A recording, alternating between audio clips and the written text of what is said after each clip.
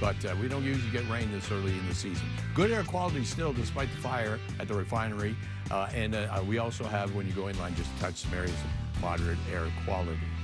Winds picking up 50 miles an hour. That's going to happen a little bit later on this afternoon on the desert areas. You can expect some of those winds, 29 Palm Spring, and then they really die down overnight and into Saturday morning when we start getting a stronger offshore flow, which means it won't be as overcast and it won't be drizzly for tomorrow. Shouldn't be, at least. Let's go to Ginger with traffic.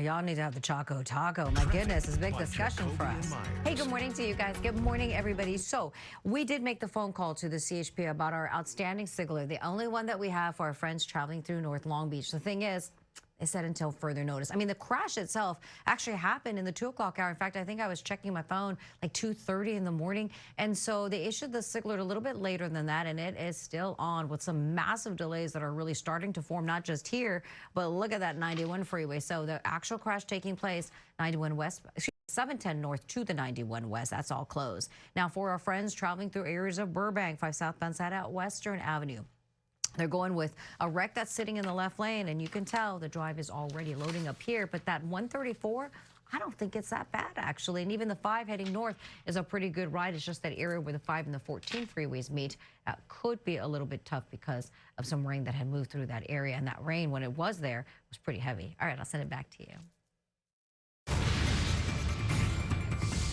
Breaking news out of El Segundo. Firefighters appear to be gaining the upper hand on a fire that broke out at a Chevron refinery last night. There is no threat to the public. As of right now, we're told the air quality in the area is good. KTLA's Aaron Myers live near the scene in in nearby Manhattan Beach with the very latest. Aaron, good morning.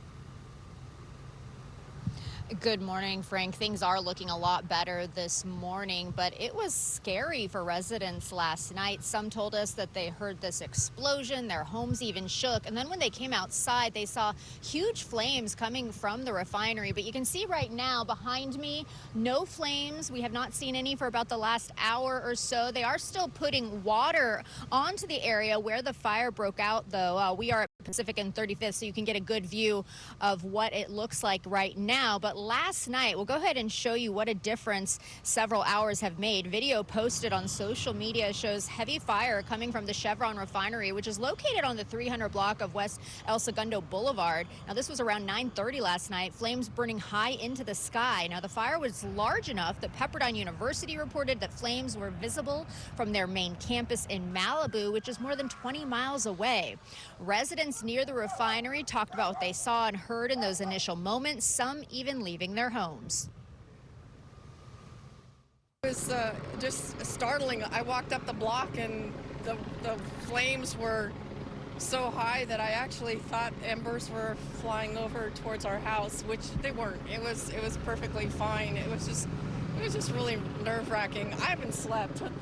And I gathered up my computers and paperwork and had a cup of coffee because actually I was concerned that there might be more explosions after this. Since I didn't have any information, I thought it's best to leave the area. Sky 5 was overhead this morning when firefighters were still working on putting out the flames. Now, the refinery's fire department was able to prevent the fire from spreading to other areas of the industrial site. There were road closures, but they are now open again, and nearby residents were also told to shelter in place, but that was lifted as well. It was recommended to keep windows and doors closed due to potential air quality issues, but right now the air quality is good. We have reached out to South Coast Air Quality Management Districts to see if residents should still be taking any precautions. Now, back here live, a refinery spokesperson says that all of their personnel has been accounted for and that no injuries were reported. As of now, the cause of the fire is not known. The refinery tells us they hope to have more information as the day goes on. Reporting live here in Manhattan Beach, I'm Aaron Myers. I'll send it back to you both in the studio. Aaron, thank you. A sentencing hearing is underway in New York City for music mogul Sean Combs. He was convicted back in July on charges of transporting prostitutes to engage in drug-fueled sexual performances. KTLA's Eric Spillman is in our newsroom with more. Eric, good morning. Morning, Megan. Right now, the judge is reviewing a probation report on Sean Diddy Combs. Later, the court will hear from Combs himself. He's going to argue that he's a changed man, that he is remorseful, and that he deserves a light sentence. Earlier this morning, members of Combs's family arrived at the federal courthouse in Manhattan. Many of them are wearing all white. All 6 of his adult children were there. Some will testify in court today. This hearing could take all day. Combs's lawyers have put together an 11-minute video they plan to play in court to persuade the judge that he doesn't need to remain behind bars because he's already been punished enough. My nose fell off. The video shows Combs playing with his kids, working in the recording studio with producers, and winning awards. It includes interviews with various people praising Combs for his character and talking about his impact on the music industry. Now, back in July, the hip-hop mogul was convicted on 2 counts of transportation to engage in prostitution. He was acquitted of the more serious charges of racketeering and sex trafficking. During the trial, jurors heard from women who described being beaten, threatened, sexually assaulted, and blackmailed by Combs. They also heard testimony from Combs's former girlfriend, the R&B singer Cassie Ventura. She told the jury Combs ordered her to have sex with strangers hundreds of times while he was on drugs. While she was on drugs, he provided. Combs would sometimes watch and videotape these encounters, which he called freak-offs, and the jury was also shown video of Combs dragging and beating Ventura in an LA hotel hallway. Now, on the charges that Combs was convicted of, he's facing a sentence of up to 20 years in prison. Prosecutors are asking the judge for 11 years. Combs's defense lawyers say that sentence is, quote, wildly out of proportion.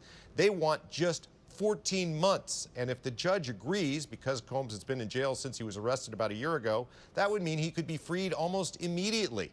Combs has written a letter to the judge promising he will never commit another crime if he's released. He says, quote, "The old me died in jail and a new version of me was reborn." He goes on to write this: "That scene and images of me assaulting Cassie play over and over in my head daily. I literally lost my mind. I was dead wrong for putting my hands on the woman that I loved. I'm sorry for that and always will be. My domestic violence will always be a heavy burden that I will have to forever carry." But the judge also received a letter from the former girlfriend, Cassie Ventura. She says she spent the last 7 years recovering from the trauma she endured at his hands. She calls Combs a manipulator who has no interest in changing or becoming better. She writes this: "I still have nightmares and flashbacks on a regular everyday basis and continue to require psychological care to cope with my past. I am so scared that if he walks free, his first actions will be swift retribution towards me and others who spoke up about his abuse at trial." We spoke to KTLA legal analyst Allison Treasel about the type of sentence Combs might get.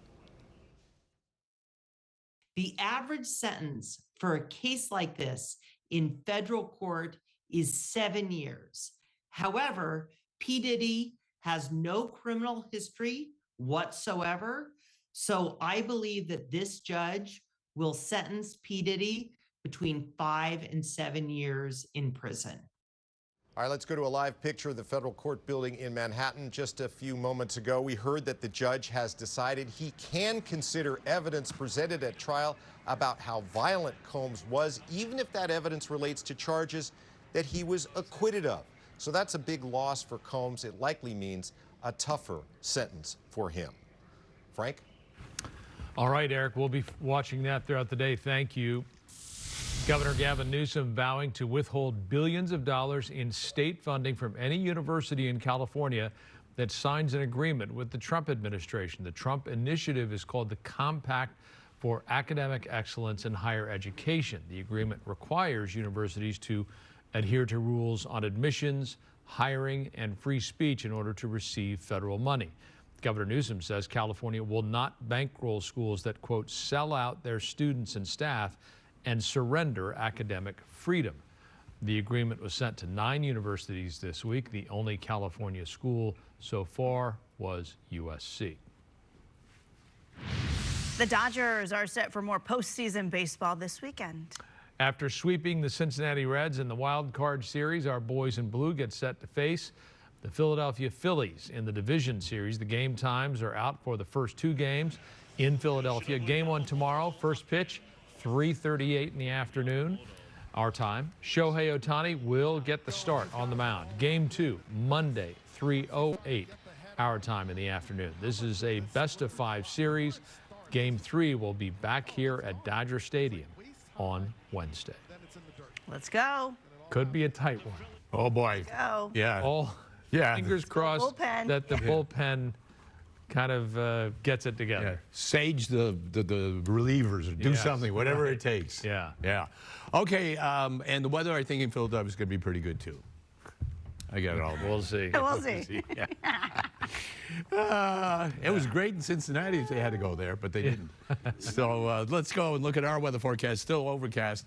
We've got a food segment that's going to be happening at 9:45. It's outside, and producer Layla's freaking out. Food segment on chicken fingers. Chicken tenders. Chicken tenders. She goes, "Are we going to be fingers. chicken fingers?" That's what we call them in Canada, I think. Oh, okay. Yeah. She said, "Soggy chicken tenders." I said, "Good. We're all in. No matter what." There, it's socked in. You can't see anything from the Mount Wilson shot, and that's the way it is in most areas. We even got reports of rain in various areas, not just drizzle, but actual rain. 67 right now downtown. 1 degree warmer than it was yesterday.